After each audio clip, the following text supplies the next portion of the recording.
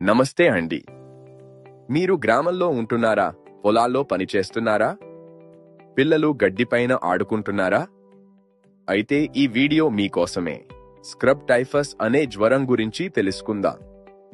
చిన్న కీటకం కాటు వల్ల వచ్చే ఈ జ్వరం సరైన సమయంలో చికిత్స చేయకపోతే ప్రాణాంతకం కావచ్చు. స్క్రబ్ టైఫస్ ని గడ్డి జ్వరం అంటారు. ఇది ఓరియెన్షియా సుత్సుగ్ముషి అనే బ్యాక్టీరియా వల్ల వస్తుంది.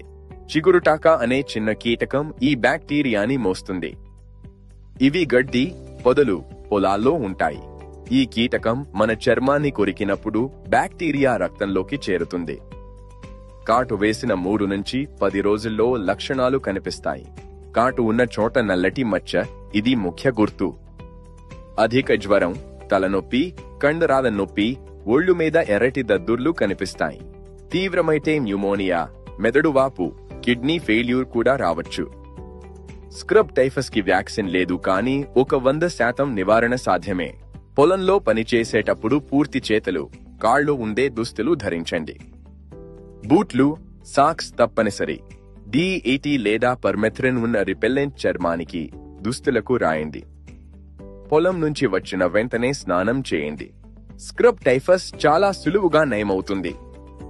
డాక్సీసైక్లిన్ లేదా అజిత్రోమైసిన్ మందులు 7 నుంచి 10 రోజులు వాడితే పూర్తిగా నయమవుతారు. కానీ ఆలస్యం చేస్తే ప్రమాదం. నల్లటి మచ్చ జ్వరం కనిపిస్తే వెంటనే డాక్టర్ దగ్గరకు వెళ్ళండి. ఈ వీడియోని మీ గ్రామంలోని ప్రతి ఒక్కరికి షేర్ చేయండి. మీ షేర్ వల్ల ఒక్కరి ప్రాణం కాపాడొచ్చు. మీ కుటుంబం సురక్షితంగా ఉండాలి.